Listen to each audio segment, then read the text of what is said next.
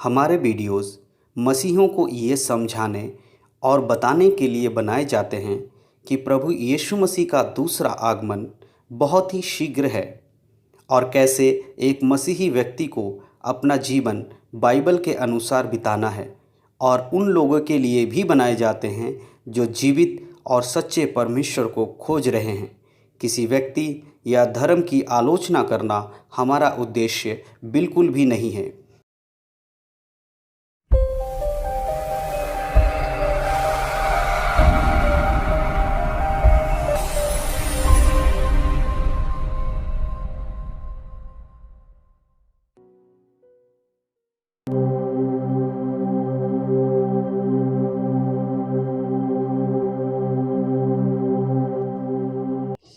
आप सभी को प्रभु यीशु मसीह के नाम से जय मसीह की। परमेश्वर के नाम की महिमा और परमेश्वर के नाम की स्तुति हो। मैं विश्वास करता हूँ परमेश्वर ने बीते समय से लेकर अब तक आपको और आपके परिवार को सुरक्षित रखा है। धन्यवाद हो, परमेश्वर के नाम की महिमा हो। आज फिर से हम पारिवारिक बाइबल अध्ययन के माध्यम से आप सबके मध्य में हैं। आज हम एक और अध्याय लूका रचित सुसमाचार से पढ़ने जा रहे हैं। बीते दिनों में हमने 1, 2, 3 और 4 लूका रचित सुसमाचार को पढ़ा। आज हम 5वां अध्याय पढ़ेंगे और उस वचनों को हम सब के लिए मेरी पत्नी दिव्या है वो पढ़ेगी। पहले हम वचनों को पढ़ लेंगे और उसके बाद हम वचनों से सीखेंगे। वचनों के द्वारा हम समझेंगे कि परमेश्वर ने किन किन कार्यों को इस अध्याय में किया है, किस प्रकार यीशु मसीह का जीवन के बारे में हम जानेंगे। ठीक है, तो आइए हम सब वचनों में जाने से पहले अपने आप को परमेश्वर के हाथों में समर्पण करें, प्रार्थना करें। प्रार्थना के साथ प्रभु के हाथों में समर्पण करें। तो आप सब भी हमारे साथ मिलकर प्रार्थना कर सकते हैं वचनों में जाने से पहले। आइए हम सब मिलकर प्रार्थना करें। सर्वशक्तिमान पिता परमेश्वर, धन्यवाद करते सुंदर समय के लिए जो आपने हमें दिया। प्रभु जी, आज के इस पारिवारिक बाइबल अध्ययन फैमिली बाइबल स्टडी के लिए पिता परमेश्वर हम आपका धन्यवाद करते हैं। जो हमारे साथ परमेश्वर इस समय लोग जुड़े हुए हैं, जो इस वीडियो को देख रहे हैं, उन सभी को पिता परमेश्वर मैं आपके बलवंत हाथों में समर्पण करता हूँ। यीशु मसीह के नाम से मैं उनके लिए प्रार्थना करता हूँ, उनकी बुद्धि खुले। परमेश्वर पिता वचनों को समझने के लिए आप उन्हें ज्ञान दे। पवित्र आत्मा आपकी अगुवाई हो ताकि गहरी बातें परमेश्वर जो आपके वचनों के अंदर है उसको समझने के लिए सभी की सहायता परमेश्वर आपकी ओर से होने पाए। धन्यवाद प्रभु। ये जो परमेश्वर पिता लूका रचित सुसमाचार अध्याय 5 प्रभु ये बहुतों के लिए छुटकारे उद्धार का कारण बने। परमेश्वर प्रभु हमें भी परमेश्वर आप बुद्धि और ज्ञान दे। आपके वचनों को समझाने के लिए पिता आप हमारी बुद्धियों को खोले। परमेश्वर हमारे मुख से निकलने वाले वचनों के द्वारा परमेश्वर आपकी महिमा होने पाए। धन्यवाद करते हैं पिता। आगे के समय हम आपके हाथों में समर्पण करते हैं। सारा आदर महिमा मान सम्मान आपको देते हैं। यीशु मसीह के धन्य नाम से मांगते हैं, आमीन आमीन। परमेश्वर के नाम की स्तुति हो, परमेश्वर के नाम की महिमा हो। तो आइए हम सब मिलकर बाइबल में से आज पढ़ेंगे लूका रचित सुसमाचार उसका अध्याय 5। तो मैं चाहूँगा कि इस समय दिव्या, मेरी पत्नी जो दिव्या हैं, वो इस बाइबल के वचनों को पढ़ें और उसके बाद हम उसमें से सीखेंगे। तो आइए हम पढ़ेंगे लूका रचित सुसमाचार उसका अध्याय 5। लूका रचित सुसमाचार अध्याय 5। जब भीड़ परमेश्वर का वचन सुनने के लिए उस पर गिरी पड़ती थी और वह गन्नेसरत की झील के किनारे पर खड़ा था, तो ऐसा हुआ कि उसने झील के किनारे 2 नाव लगी हुई देखी और मछुए उन पर से उतरकर जाल धो रहे थे। उन नाव में से एक पर जो शमौन की थी चढ़कर उसने उनसे विनती की कि किनारे से थोड़ा हटा ले चले। तब वह बैठकर लोगों को नाव पर से उपदेश देने लगा। जब वह बातें कह चुका तो शमौन से कहा, गहरे में ले चल और मछलियां पकड़ने के लिए अपने जाल डालो। शमौन ने उसको उत्तर दिया, हे स्वामी, हमने सारी रात मेहनत की और कुछ ना पकड़ा, तो भी तेरे कहने से जाल डालूंगा। जब उन्होंने ऐसा किया तो बहुत मछलियां घेर लाए और उनके जाल फटने लगे। इस पर उन्होंने अपने साथियों को जो दूसरी नाव पर थे संकेत किया कि आकर हमारी सहायता करो, और उन्होंने आकर दोनों नावें यहाँ तक भर ली कि वह डूबने लगी। यह देखकर शमौन पतरस यीशु के पांव पर गिरा और कहा, हे प्रभु, मेरे पास से जा, क्योंकि मैं पापी मनुष्य हूँ। क्योंकि इतनी मछलियों के पकड़ने जाने से उसे और उसके साथियों को बहुत अचंभा हुआ। और वैसे ही जब्दी के पुत्र याकूब और यूहन्ना को भी, जो शमौन के सहभागी थे, अचंभा हुआ। तब यीशु ने शमौन से कहा, मत डर, अब से तू मनुष्य को जीवता पकड़ा करेगा। और वह नाव को किनारे पर ले आए और सब कुछ छोड़कर उसके पीछे हो लिए। कोढ़ के रोगी को चंगा करना। जब वह किसी नगर में था तो वहां कोढ़ से भरा हुआ एक मनुष्य आया और वह यीशु को देखकर मुंह के बल गिरा और विनती की, हे प्रभु, यदि तू चाहे तो मुझे शुद्ध कर सकता है। उसने हाथ बढ़ाकर उसे छुआ और कहा, मैं चाहता हूँ तू शुद्ध हो जा। और उसका कोढ़ तुरंत जाता रहा। तब उसने उसे चिताया, किसी से ना कह, परंतु जाके अपने आप को याजक को दिखा और अपने शुद्ध होने के विषय में जो कुछ मूसा ने चढ़ावा ठहराया है उसे चढ़ा कि उन पर गवाही हो। परंतु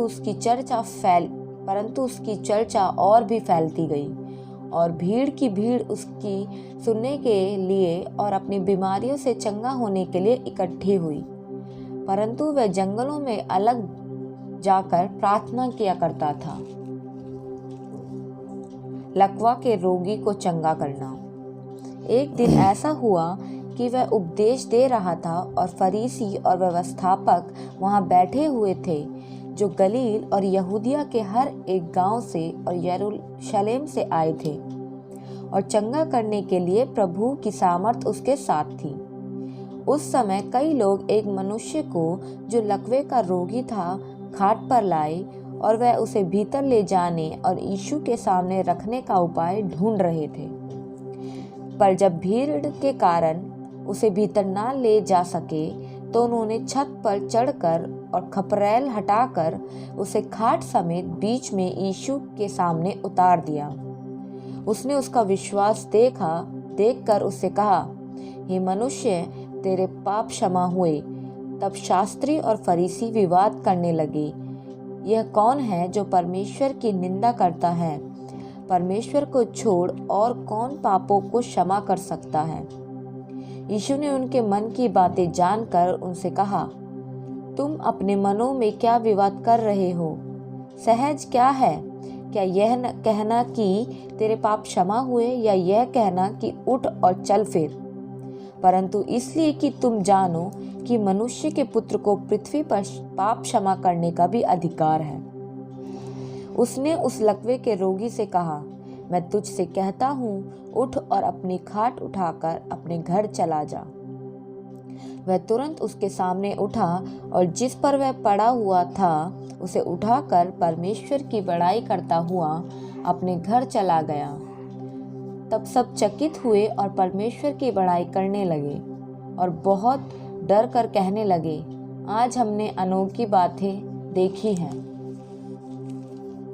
लेवी का बुलाया जाना। इसके बाद वह बाहर गया और लेवी नामक एक चुंगी लेने वाले को चुंगी की चौकी पर बैठे देखा और उससे कहा, मेरे पीछे हो ले।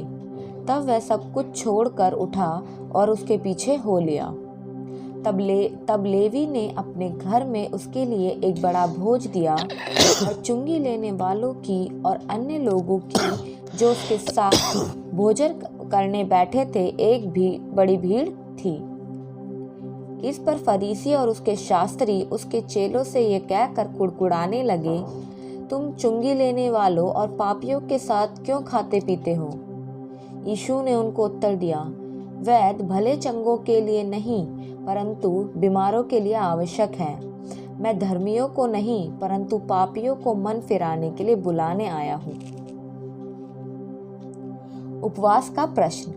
उन्होंने उससे कहा, यूहन्ना के चेले तो बराबर उपवास रखते और प्रार्थना किया करते थे और वैसे ही फरीसियों के चेले भी, परंतु तेरे चेले तो खाते पीते हैं। यीशु ने उनसे कहा, क्या तुम बरातियों से जब तक दूल्हा उनके साथ रहे उपवास करवा सकते हो?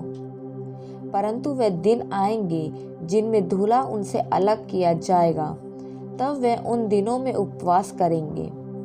उसने एक और दृष्टांत भी उनसे कहा, कोई मनुष्य नए वस्त्र में से फाड़कर पुराने वस्त्र में पैबंद नहीं लगाता, नहीं तो नया फट जाएगा और वह पैबंद पुराने में मेल नहीं खाएगा।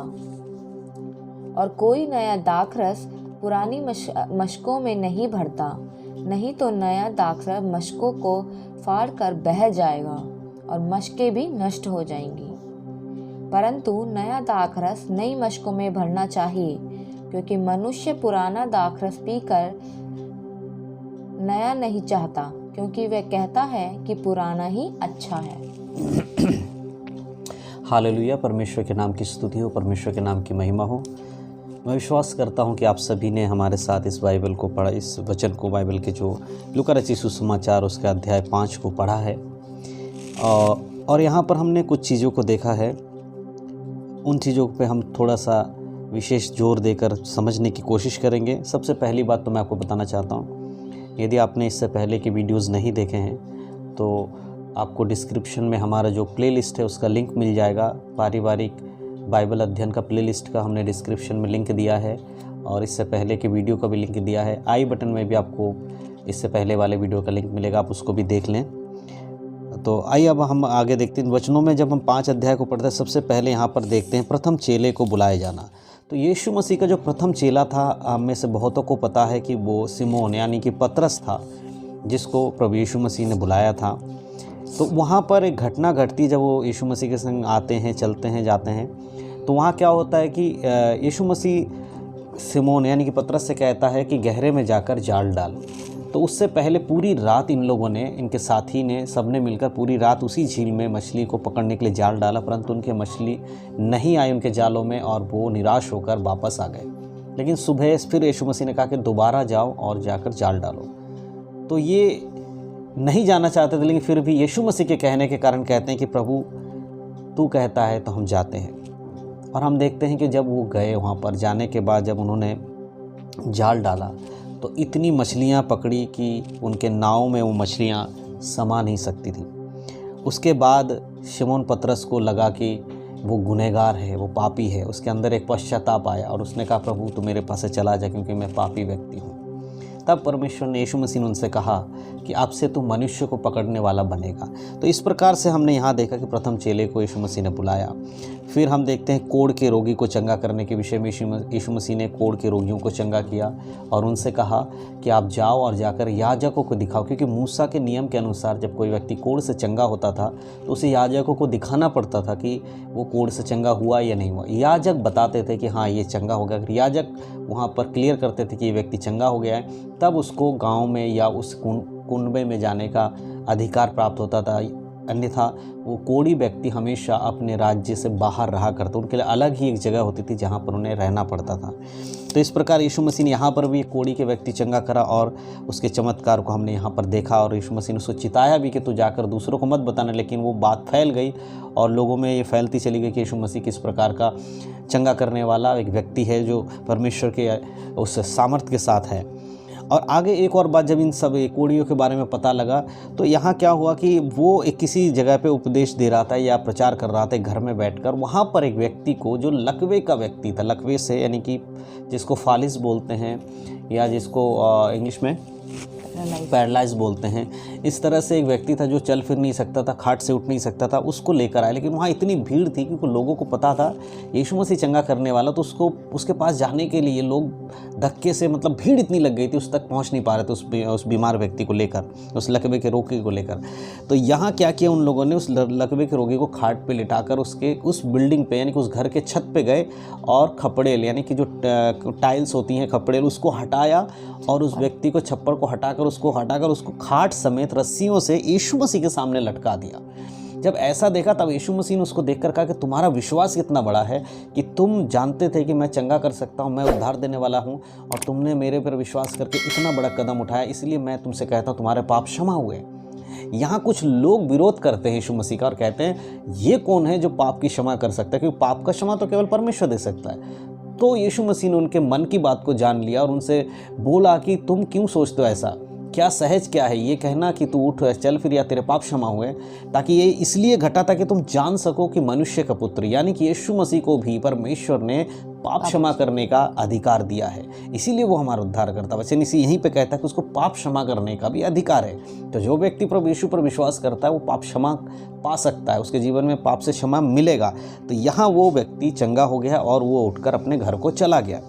और उसके बाद यहाँ पर एक और घटना घटती है कुछ दिनों के बाद कि वो एक और चेले को बुलाता है, लेवी नाम के चेले को, और उसके घर पे जब परमेश्वर पहुँचते हैं उसके लिए भोज रखा जाता है, वहाँ खाते हैं। तो जो वहाँ पर फरीसी या अपने आप को बहुत बड़े ज्ञानी समझने वाले लोग कुछ होते हैं वहाँ पर बैठे होते हैं और कहते हैं अरे ये कैसा व्यक्ति है, ये तो चुंगी लेने वालों के साथ, खाने पीने वालों के साथ, मदिरा पापियों के साथ बैठकर भोजन करता है। तब यीशु मसीह ने उनसे कहा कि तुम अपने मन में ऐसी विचार क्यों कर रहे हो।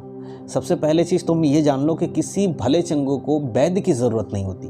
अगर सामान्य भाषा में कहा जाए तो बीमार को ही डॉक्टर की आवश्यकता होती है, कोई स्वस्थ व्यक्ति को डॉक्टर की आवश्यकता नहीं होती है। तो यीशु मसीह ने कहा जो बुरे हैं, जो पापी हैं, जो गलत काम करते हैं उन्हीं को तो उद्धार की आवश्यकता, जो धर्मी होगा उसको उद्धार की आवश्यकता क्या है। लेकिन सच्चाई है, बाइबल तो ये भी बताती है कि कोई भी धर्मी नहीं, एक भी धर्मी नहीं है, सब परमेश्वर की महिमा से रहित हैं। तो यहाँ यीशु मसीह ने ये बताया कि मैं पापियों के लिए आया हूँ, पाप को छुटकारा देने के लिए आया हूँ ताकि पापी लोग बचाए जा सकें।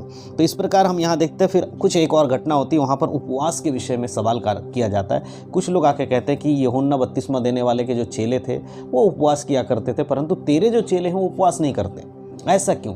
तेरे चेलों में और उनके चेलों में अंतर क्या है? वो भी तो किसी के चेले थे। तब यीशु मसीह यहाँ पर समझाते हैं कि वो आप एक बात उनसे पूछते कि एक बात बताओ, जब दूल्हा होता है साथ में तो क्या बाराती उपवास कर सकते हैं या तो आप करवा सकते हो? नहीं।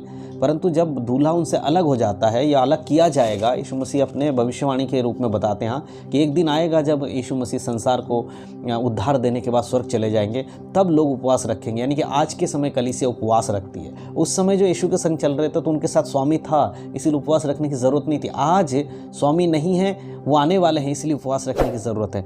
इसीलिए वहाँ का एक समय आएगा जब दूल्हा उनसे अलग किया जाएगा, तब वे उपवास रखेंगे। तो यहाँ पर हम 3-4 चीज़ों को समझ पाए। पहले तो यीशु मसीह का जो चेला पतरस को चुना जाना, और उसके बाद कैसे पतरस ने अपनी कमियों को देखा और उद्धार को पाया। फिर उसके बाद हम लकवे के एक कोड़ियों को देखते हैं, कोड़ी को चंगा करना, फिर लकवे के रोगी को चंगा करना, फिर एक चेले के घर जाना खाना खाने के लिए, वहाँ पर जाकर लोगों को बताना कि बुरे लोगों के लिए ही यीशु मसीह का आना हुआ, पापियों के लिए आना हुआ। इस प्रकार से देखते हैं। और उपवास के ऊपर उन्होंने जो सवाल किया था उसका जवाब देते हैं। तो ये 5 अध्याय हमने आज पढ़ा है।